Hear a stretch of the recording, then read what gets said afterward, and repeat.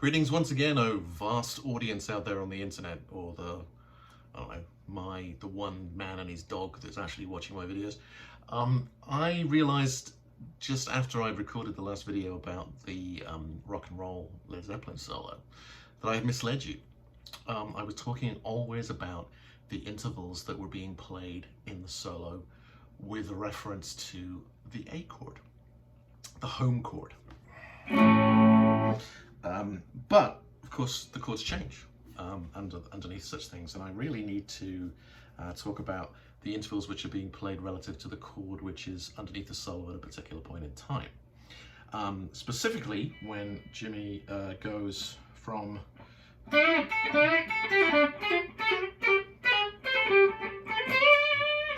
kind of said to you that that was just a position shift. Really that's a chord change. What is happening is when he's here, we're still on the A, but what are we doing is we're going to the D. So we go. So that lick is actually over the D7 chord. And what he's effectively done is gone from position 1 of pentatonic A minor to position 1 of D minor pentatonic.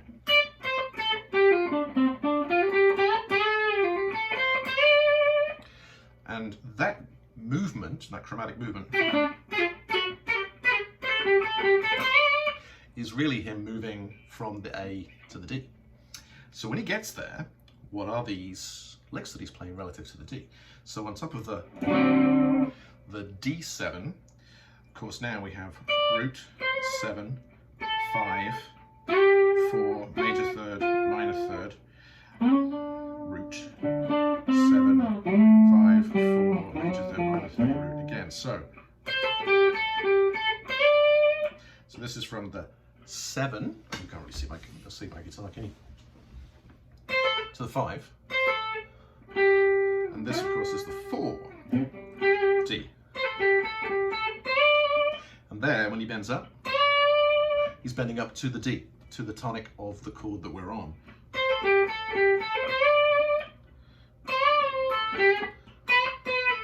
And that little shift there is really going from root, 7, 5, 4,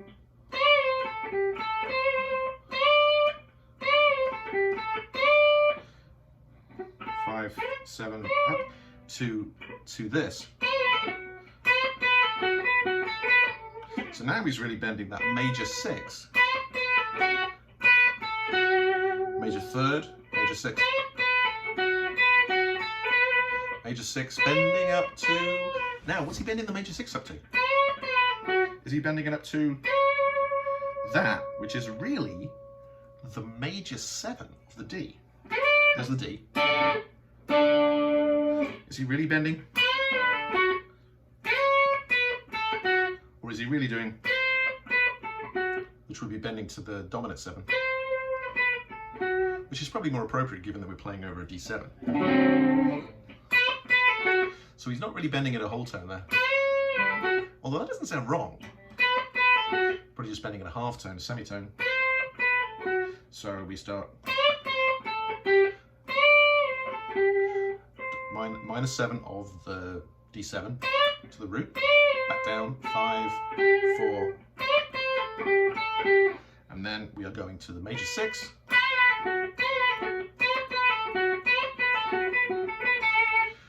minus major 6, 5, major third.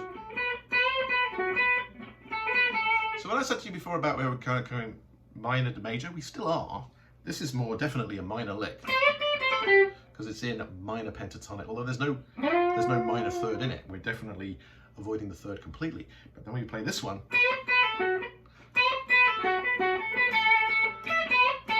we're definitely emphasizing the major third, the major 6th, and here the 2 of the D. But what I wasn't talking about before, and what you always need to remember, is that we have gone from the A to the D.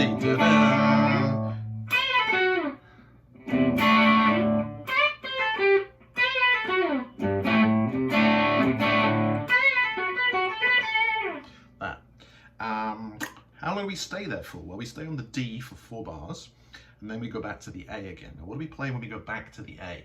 We are still playing in the same area.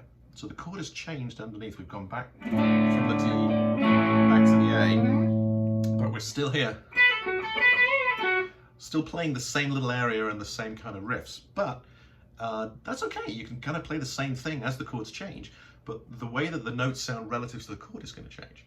So this is more like what I was saying before. Now, when we're back in the context of A, where this is now the root, this is now bending the second up to minor third, major third, second, and come back to this note, which is in the key of A. That's the major 6. So it's still majory, 2 bending to possibly the minor third, possibly the major third. This is where that note, as to whether or not we bend a whole tone or a semitone, when we were over the D,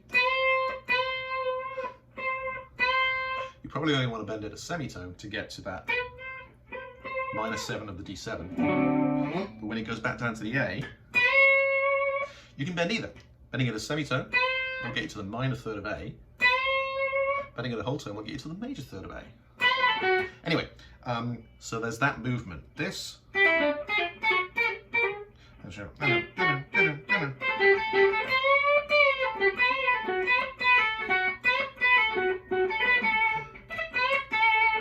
So that's mostly over D. We were shifting from position 1 A minor pentatonic to position 1 D minor pentatonic, staying there, minor, major, and then, but underneath us the chord is changing back to the A again, but that's only really for the first 2 bars. No, the first 1 bar, because then we go back to the A for 4 bars, but for the remaining 3 bars we've now gone up here, so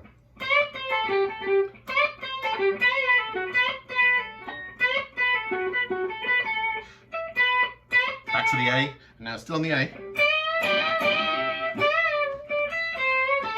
So my comments about that lick being referenced to the A are still absolutely valid. We are on A there, and this most definitely is bending the 7 up to the root. No, where are we? We're in A. So that's 5, 4. Bending the 4 to the 5. Major third, 4. E over A, which is the 5, right? Is it? Yeah. Minor third, finishing back on the A. That's basically still A. That then finishes, and then we go to the E, because this is the part of the progression we're going. When we do that, we go to the. So that's over the E.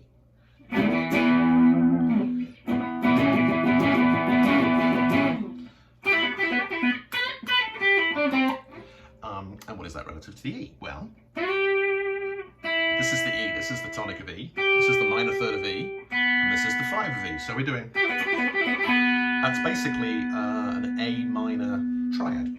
Minor third, root, 5.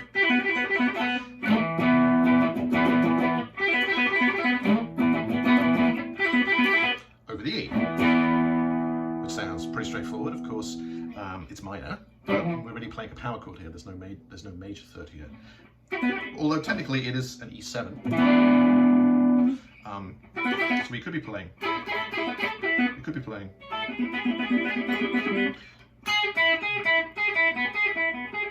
But it's bluesy.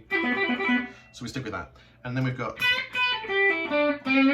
But this is over the E again. So what are we doing? We're playing, bending the 5 to the major 6 probably of E. And then bending to the major 6, 5, 4. That is the minor third of E. That's the tonic. And then we've basically gone back to the 7. And then that is the C, which is the minor 6th of E. That's a bit odd, but still sounds okay. That's what we play with E. Hello, got a visitor. And then finally for the final bar, which then goes back to the D, we're playing or, but that's being over the D. So over the D, what is this? D, minor third, no, that's the 2. That 2 of D, and that is a G of D. So that's the 4. Yeah, anyway, it works. The real thing I wanted to talk about, the real thing I wanted to tell you that I forgot to tell you before is this. Is really going from the A to the D. Position 1 pentatonic A, position 1 pentatonic D. And that's really it. That's the bit I missed out. It's important. Intervals, but not just intervals by themselves, intervals over the underlying chord tones. That's really the most important thing to think about. It'll really help you so much. Until next time, bye-bye.